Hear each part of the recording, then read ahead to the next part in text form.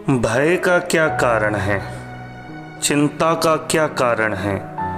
बहुत से लोगों के अंतःकरण में देखा गया है कि थोड़ी थोड़ी सी बातों में चिंता और भय उत्पन्न हो जाता है, और जो मनुष्य भयग्रस्त होता है वो चिंतित भी हो जाता है। शारीरिक और मानसिक शक्ति कमज़ोर पड़ जाया करती है। भयग्रस्त व्यक्ति अंधेरे में रस्सी को भी सर्प मानकर भयभीत हो जाता है, और निर्भय चित्त व्यक्ति सांप को भी रस्सी मानकर उसे उठाकर फेंक देता है। किसी के फ़ोन पर छोटी सी धमकी दे दी अथवा किसी का कोई उल्टा सीधा खत आ गया, कोई बात सुना दी, तो जल्दी ही इंसान क्रोधित हो जाता है या भयभीत हो जाता है, और उस समय अनिर्णय की स्थिति में बहुत से परिणामों को सोच देता है। हम सभी बहुत तरीके से कमज़ोर पड़ जाते हैं। जब होनी को टाला नहीं जा सकता और अनहोनी को किया नहीं जा सकता तो व्यर्थ की चिंता क्यों?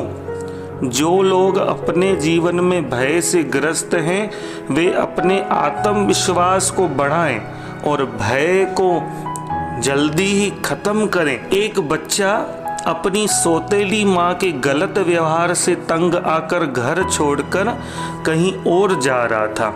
चलते चलते गाँव में पहुँचा। उसने गाँव वालों से ठहरने के लिए जगह मांगी तो गाँव वालों ने कहा, गाँव के बाहर एक सुनसान मंदिर है, तुम उसमें ठहर सकते हो। ध्यान रखना, रात में उस मंदिर में मत रहना, क्योंकि उस मंदिर में रात को भूत रहता है। जो भी इस मंदिर में रात को रहता है वह उसे मार कर खा जाता है। बच्चा मंदिर में गया, यह सोचकर रात बसेरा का भी उसने निर्णय ले लिया, यहाँ का भूत मेरी सौतेली माँ से ज़्यादा खतरनाक तो नहीं होगा। वह निर्भय मन हो रात को वहीं टिका रहा। रात के लगभग 12 बजे भूत आया और मंदिर में किसी बच्चे को देखकर उसे आश्चर्य हुआ। उसने बच्चे को उठाया और कहा, क्या तुम्हें मालूम नहीं कि इस मंदिर में जो रात को रहता है वह मेरा भोजन बन जाता है?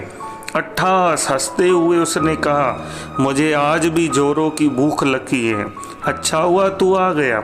बच्चे ने बड़ी विनम्रता के से हाथ जोड़ते हुए भूत से कहा, अरे भूत अंकल, आप मुझे मत मारो, मैं तो वैसे ही अपनी सौतेली माँ के द्वारा बहुत ज़्यादा सताए जाने के कारण घर छोड़कर आया हूँ। आप मुझ पर दया करो, रहम खाओ और मुझे जीवित रहने दो, तो रोज़ आपके लिए खाना बना दूंगा, मालिश कर दूंगा, जो कहेंगे वह कह दूंगा, आपका हर कार्य कर दूंगा। भूत उसकी सौतेली माँ से थोड़ा ठीक था, उसे बच्चे पर दया आ गई। उसने कहा, मैं एक शर्त पर तुम्हें जीवित रख सकता हूँ कि तुम कभी इस मंदिर से बाहर नहीं जाओगे। तुम जैसे ही बाहर जाने के लिए कदम बढ़ाओगे मैं तुम्हें तत्काल मार दूंगा। कई महीने बीत गए, बच्चा वहीं रहता रहा। भूत के भय से उसने जाने की कभी हिम्मत भी नहीं की। भूत भी समय समय पर बच्चे को डराता रहता था। एक दिन भूत ने कहा, बेटा मैं यमराज के पास जा रहा हूँ उनसे प्रार्थना करने के लिए, क्या तुम्हारा कोई काम है उनसे? बच्चे ने कहा, भूत अंकल, कोई विशेष काम तो नहीं, किंतु आप केवल इतना सा उनसे पूछ आए कि मेरी उम्र कितनी है।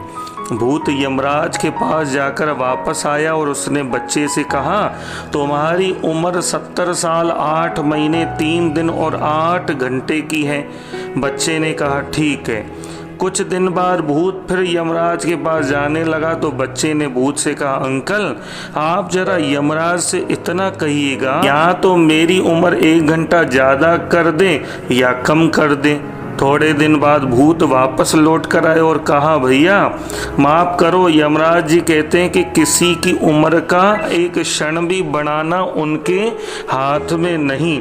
बच्चा समझ गया। वह शाम को मंदिर से बाहर निकलने लगा तो भूत ने उसे धमकाया और कहा, बाहर निकलने की कोशिश की तो मार दूंगा। बच्चा चूल्हे के पास गया और जलती हुई बड़ी लकड़ी उठाई और भूत के पीछे भागा और कहा, है भूत तुम क्या मुझे मारोगे? जब यमराज के हाथ में भी मेरी जिंदगी को बढ़ाना और घटाना नहीं है तो तेरी क्या मजाल है। लड़का जलती लकड़ी लेकर भूत के पीछे पड़ा। भूत समझ गया कि अब इस बच्चे को डराया नहीं जा सकता, क्योंकि इसके भीतर के भय का भूत मर गया है। तभी उसने मंदिर में जोर की आवाज सुनी, भागो भूत, भागो भूत। भूत आया। उसके बाद आज तक भूत वापस उस मंदिर में नहीं आया और वो बच्चा उस मंदिर को पवित्र करके और वहीं पर अपना आसन लगाकर आनंद से रहने लगा। हमारे मन के अंदर भी बहुत सारे भूत हैं।